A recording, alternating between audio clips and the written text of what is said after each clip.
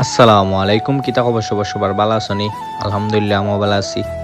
তো দেখতেই পারতাছেন অনেক দিন পর চলে আসলাম জিদ্দাতে ঘোরার জন্য। আমার ফ্রেন্ডও আছে আমার সাথে, তো সবাই মিলে চলে আসলাম ঘোরার জন্য।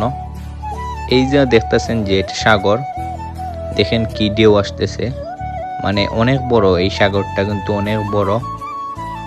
আর সূর্যটা দেখেন যে কত সুন্দর লাগতেছে, মানে একদম নিচে চলে আসছে। এই সময় আসরের আজান পড়ছে, তো আসরের বাদে ভিডিওটা করছি, মানে সূর্য একদম নিচে চলে আসছে, এত সুন্দর লাগতেছে বলে বুঝাইবার মতো না। আর এই সামনে দেখতেছেন যে একটা ঘরের মতো, এটা একটা দোকান, কেন সব কিছু মিলে, ঠান্ডাও মিলে। আর কি বলবো, মানে এত বাতাস, এত ভালো লাগে এই জায়গায়। যদি আপনি গিয়ে 1 ঘন্টাও বৈশা থাকেন যে এত ভালো লাগবে। দেখেন মানুষ বৈশা মানে গল্প করতেছে, তখন বললাম যে আমাদের একটু ভিডিও করতেছে, দেখতেছেন। তো আমরা সামনে চলে যাইব, আপনাদেরকে ভিউটা দেখালাম যে ভিউটা কত সুন্দর, সাইডটা কত সুন্দর। এই যে এখানে একটা গুড়া বানাইছে, আর দেখেন যে পানিটা যে সময় উঠতেছে, ঢেউ দিতেছে, মানে উপরের দিকে উঠতেছে, মানে এত ভালো লাগতেছে।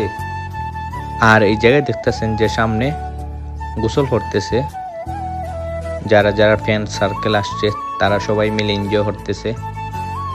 তো আমরাও নামতে আসলাম, বাট টাইমে মিলে নাই, তার জন্য আমরা গোসল পারি নাই জায়গায়।